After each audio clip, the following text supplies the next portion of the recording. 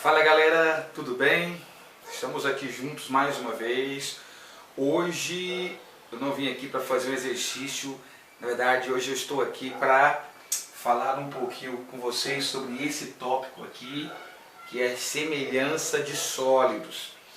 Logicamente esse assunto é muito amplo, a gente poderia ficar aí uma aula de 50 minutos ou 45 minutos falando muito sobre isso, não é? Mas o meu objetivo aqui é fazer uma pequena introdução a esse assunto de forma que você possa ter um bom desenvolvimento com relação a esse tópico no vestibular, tá?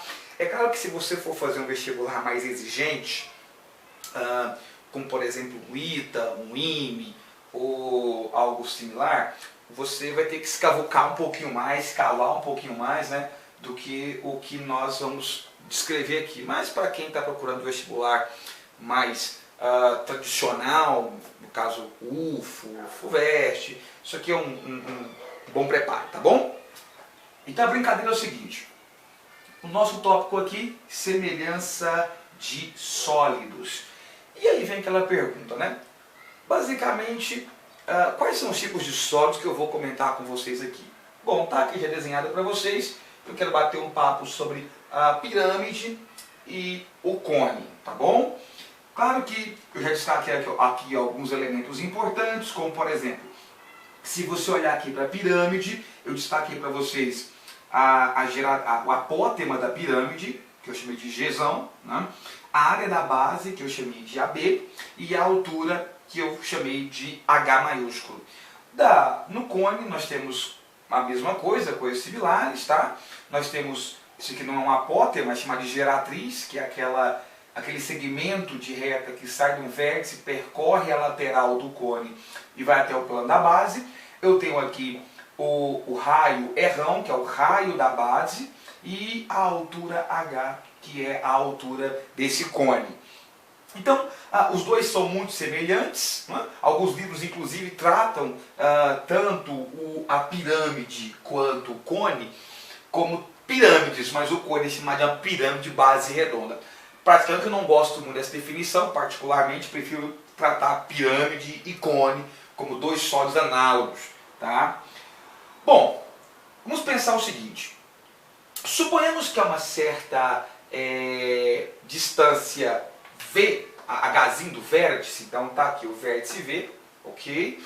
Eu venho aqui e faço ou traço um plano e esse plano vai ser paralelo à base. Eu estou supondo aqui, gente, que tanto a base do cone quanto a base da pirâmide estão sobre o mesmo plano, tá certo? Eu desenho o plano aqui, mas estamos supondo isso.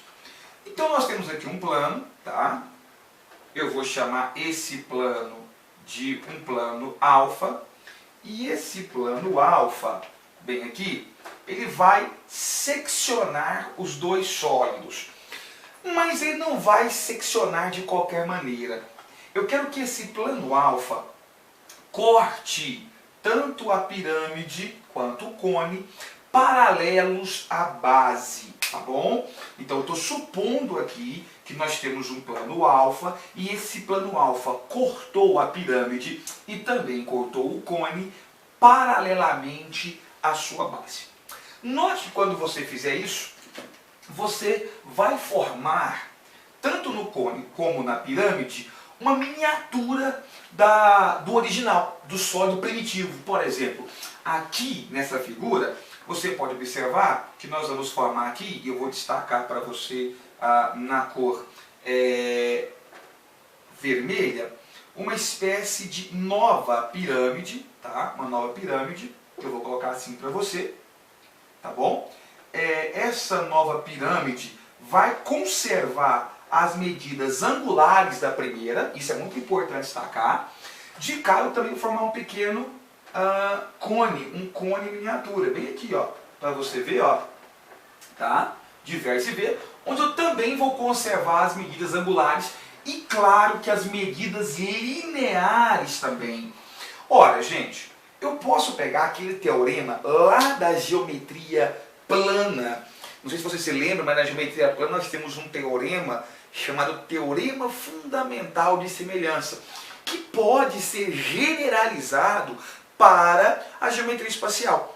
Aquele teorema da geometria plana, ele falava o seguinte, olha, se você tem um triângulo e você secciona esse triângulo por meio de uma reta paralela à sua base, a base BC, então esse triângulo menorzinho formado aqui em cima vai ser semelhante ao triângulo maiorzão, e isso era fácil de perceber pelo caso ângulo-ângulo.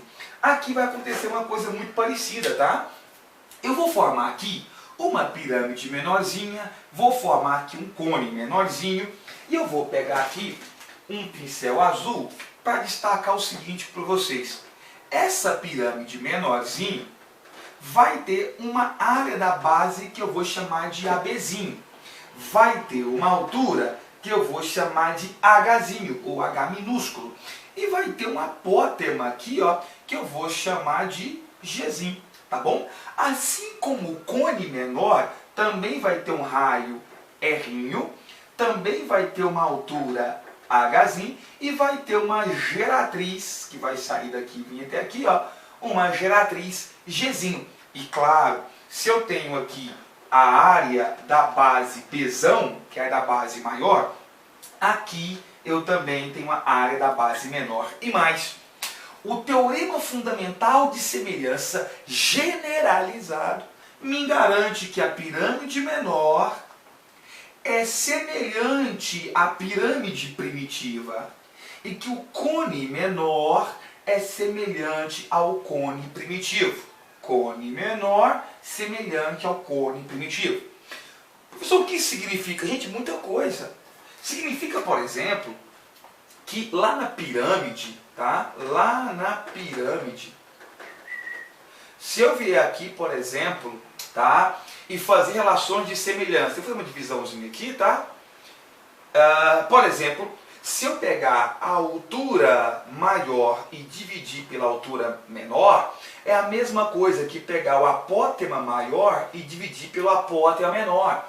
Que vai ser a mesma coisa que pegar, por exemplo, as arestas e dividir maior e dividir pela menor. Ou seja, em outras palavras, isso aqui sempre vai dar o mesmo valor, que vai ser um valor K, que a gente já sabe que é a letra oficial em geometria para razão de semelhança. Agora, isso aqui é para as medidas lineares. Mas eu posso, por exemplo, estou pensando em pirâmide, tá, galera? Eu posso pegar, por exemplo, a área da base maior e dividir pela área da base menor, não é? E você se lembra lá na semelhança de triângulo, que quando você faz relação lineares, você tem uma razão de semelhança K. Mas se eu faço relações bidimensionais, ou seja, relações de área, eu não tenho A, eu não tenho K, eu tenho K ao quadrado. Então, peraí. Se a razão entre as áreas das bases é K ao quadrado, e K é a razão entre segmentos lineares, então eu posso apagar esse K ao quadrado e dizer que a razão entre as áreas das bases, por exemplo, é a mesma coisa que eu fazer a razão entre as alturas, só que isso aqui ao quadrado, não é verdade? Ou ainda, fazer a relação entre os apótemas também ao quadrado, ou a relação entre as arestas laterais ou a aresta da base ao quadrado. Bom, daqui para frente você mesmo consegue ampliar isso. Né? E finalmente, pessoal, se isso vale para a razão entre segmentos, né? Se vale para a razão entre segmentos, se vale para a razão entre áreas, eu também posso pensar em volume. Então, se eu pegar o volume da pirâmide maior e dividir pelo volume da pirâmide menor, eu vou ter K elevado ao cubo. Isso é muito importante, não é? Veja como as coisas se organizam aqui. Se eu tenho razão entre segmentos, K. Se eu tenho razão entre áreas, K ao quadrado. Se eu tenho razão entre volumes, K ao cubo. Ou seja, se eu pegar o volume da pirâmide maior, já que estamos pegando da maior para menor, volume da pirâmide primitiva e dividir pelo volume da pirâmide menor, então isso vai dar um K ao cubo. mas a gente já viu que K é Hzão sobre Hzinho, Gzão sobre Gzinho, Lão sobre Linho e assim por diante. Azão sobre Azinho, como você quiser. Então eu posso pegar esse K ao cubo, apagar, vir aqui e falar que a razão entre os volumes vai ser Hzão sobre Hzinho ao cubo, ou vai ser Gzão sobre Gzinho elevado ao cubo, e assim por diante. Ok, muito bem. Repara que eu falei que essa relação vale para a pirâmide. Mas peraí, se eu disse que cone era análogo à pirâmide, ao ponto de alguns professores e alguns livros mesmo, alguns autores, dizer que o cone é uma pirâmide base redonda, então, efetuando as mudanças necessárias em nomenclatura, eu posso dizer que isso, além de valer para a pirâmide, também vale para quem? É claro, né, gente? Também vale para o cone. Muito bem. Peraí. A única coisa que é bacana você pensar é que se eu mexer com cone, tem um elemento importante em cone que deveria aparecer, que deve aparecer aqui, que é o raio, né? Então eu vou colocar que isso aqui vai ser, ó, pensando em cone, Rão, por exemplo, sobre Rim, tá certo? E isso aqui vai dar K elevado ao K, só K.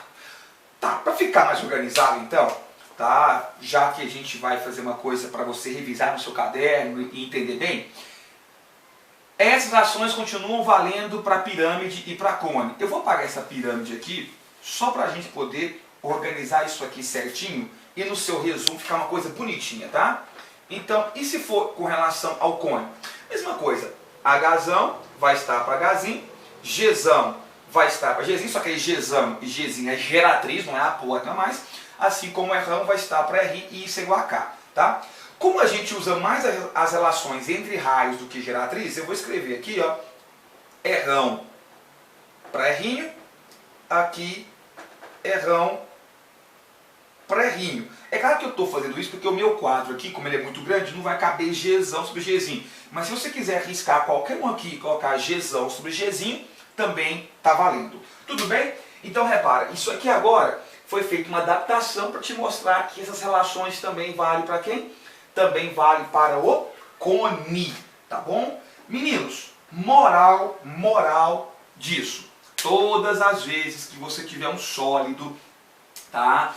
E você seccionar esse sólido, um sólido com bases, lógico, e você seccionar esse sólido paralelo à base, você vai formar uma miniatura do sólido original que vai ser semelhante ao primeiro. E se é semelhante ao primeiro, eu posso montar as relações de proporção. Gente, exatamente igual triângulos. Claro, generalizado, ampliado para o R3, para o espaço, a ideia é a mesma. Razão entre segmentos, K. Razão entre áreas, K ao quadrado, que é a mesma coisa que razão entre os segmentos ao quadrado. Razão entre volumes, K ao quadrado. Note que eu formo um outro sólido aqui embaixo, tá? Deu pausa, anotou isso aqui? Estou apagando. Note que eu formo um outro sólido aqui embaixo, e eu quero destacar isso para vocês, tá? Que dessa vez não é semelhante a nada. Então o que eu vou fazer? Ó, presta atenção. Eu vou vir aqui nessa pirâmide, nesse cone, e eu vou tirar o sólido menor aqui de cima. Pam, pam, pam, pam, pam. Tá? Estou apagando isso aqui, estou apagando isso aqui. Aqui também eu vou apagar. Tá? Vamos apagar esse plano cortando aqui também. Vou apagar esse pedaço de cá. Vamos fazer um enxugamento aqui no nosso desenho. Tá bom? Eu quero que vocês percebam o processo de construção dessas figuras. Vou apagar esse nome de semelhança aqui, porque eu quero ter uma outra coisinha aqui em cima. E pronto. Vou apagar esse alfa de cá. Tá? E o que nós temos aqui? Bom, você percebeu como é que eu construí isso aqui? Como é que eu fiz isso aqui, você lembra? Eu peguei aquela pirâmide menor e mandei embora, não foi? Eu peguei o cone menor que tínhamos aqui e fiz o quê? mandei ele embora também, certo? Eu conservei alguns elementos, como por exemplo, eu continuei tendo aqui no tronco, nessa brincadeira aqui, uma área da base menor e aqui uma área da base maior. Esse G já não tem mais sentido pra gente, não é? Esse aqui é a mesma coisa, eu continuei tendo uma área da base menor e uma área da base maior.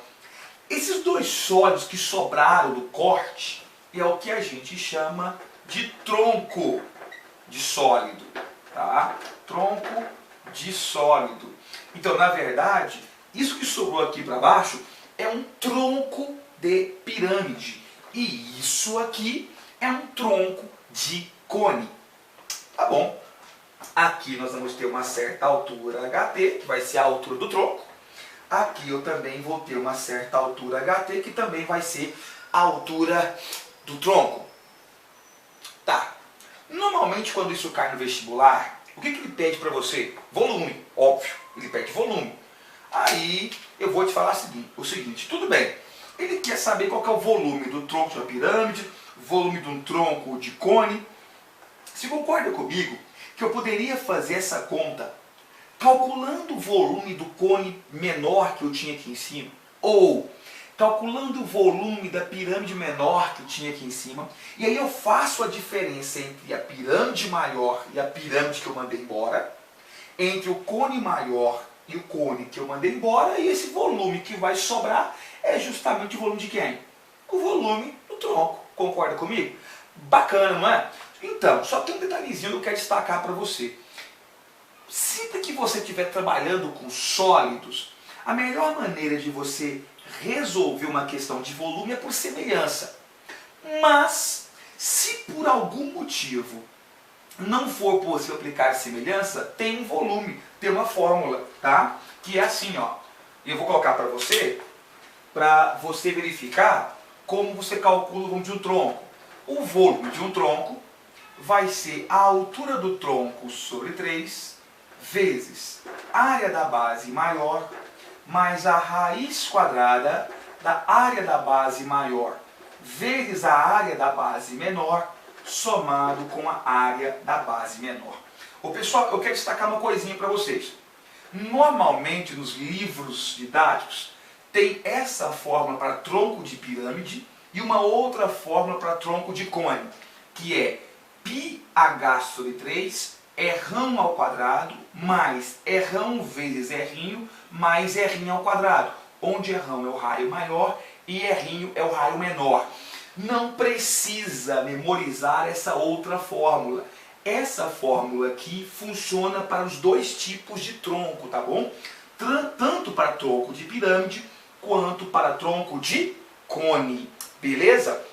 Ó, no lugar da área da base, se você quiser mexer com essa fórmula para tronco de cone, é só colocar πr ao quadrado, no lugar da área da base menor, πr ao quadrado, πr ao quadrado, πr ao quadrado, faz um trabalhozinho de aritmética e pronto, acabou. É claro que você já tem um monte de fórmulas para lembrar. Lembrar mais uma vai ser complicado.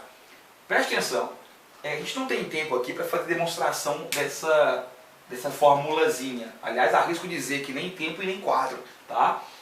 Mas a ideia que eu quero que você pense é o seguinte: sempre que eu estiver no vestibular e eu estiver diante de uma questão onde eu preciso calcular o volume de um tronco, eu vou priorizar pelo quê? Por trabalhar com relações de semelhança, vai me evitar usar fórmula. Mas se por acaso eu precisar, para ganhar tempo, usar uma fórmula, é essa danadinha aqui, tá?